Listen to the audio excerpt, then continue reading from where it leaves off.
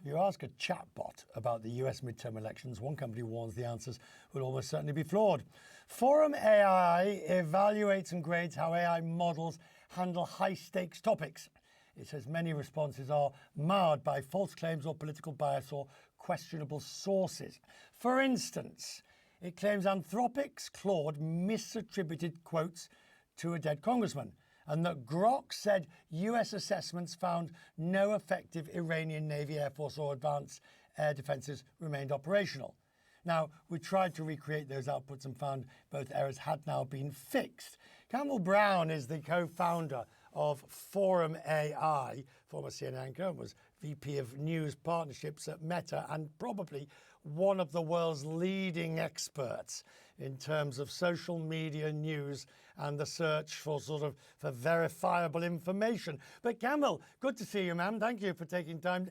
The issue is we all know it's flawed in some shape or form, but there's a difference between if you like, miscreant forms and malcontent, that is evilly done, and that which is just incompetently inefficient.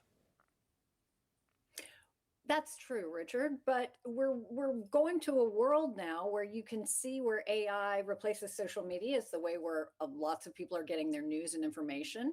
It's becoming the new funnel through which all information flows. And if you're the average person using it and you're trying to figure out how to cook a chicken and you're asking ChatGPT, maybe that's not such a big deal. But when it comes to high stakes topics, when it comes to things like geopolitics, elections, mental health questions, any health questions, financial analysis, or questions around how to invest. Those are extremely high stakes topics for most people, right. And there needs to be a vast improvement from where we are today, and these are hard areas, in fairness to the companies, to improve upon, but. We think the measurement and making it public and transparent is essential. So what would you like them to do? What are you aiming for in that? Because as you say, it's extremely complicated and it's very difficult and detailed. So what do you want them doing? Well, I think independent testing is a critical piece of the puzzle that we're missing right now. It's what my company does. We'd like to see the ecosystem around independent testing of AI systems grow, and that the companies are much more transparent and willing to have people evaluate how they perform on many of these topics so that they can improve.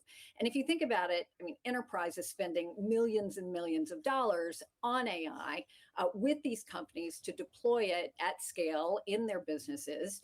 And there is going to be a demand for accuracy and reliability in these tools.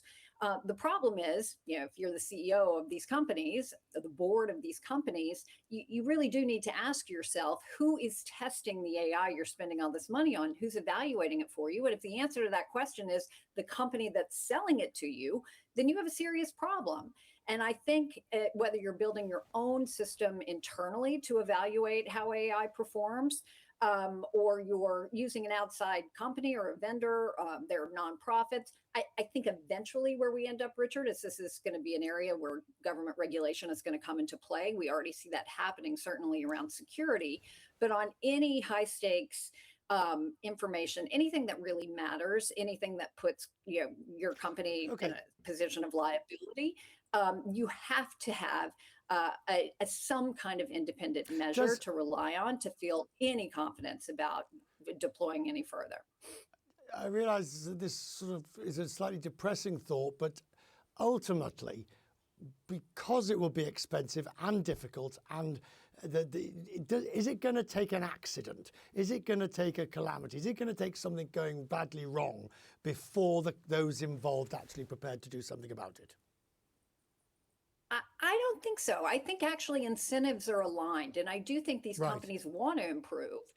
They're in a race against one another. The competition is very intense, and so they do want to improve overall. They want to be the best at whether it's just basic information for the average person or enterprise needs. But right now, where they're leaning in primarily on the testing and areas of improvement are things like coding and math. It's easier to do because those are more yes or no questions. When it comes to areas that require real judgment And those are the harder topics like geopolitics or health questions, where there is nuance and complexity involved.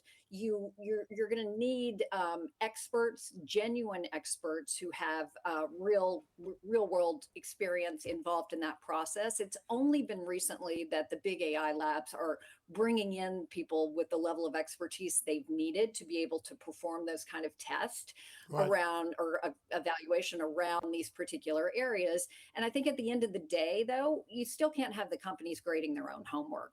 Anything that matters, Sure. and we're talking about building our entire civic ecosystem on top of this technology, and having these companies grade their own homework and put out their own evaluations about how they're performing isn't going to be enough. And I Right. do think it's on companies and an ecosystem of independent evaluation to grow and bring some accountability to the process.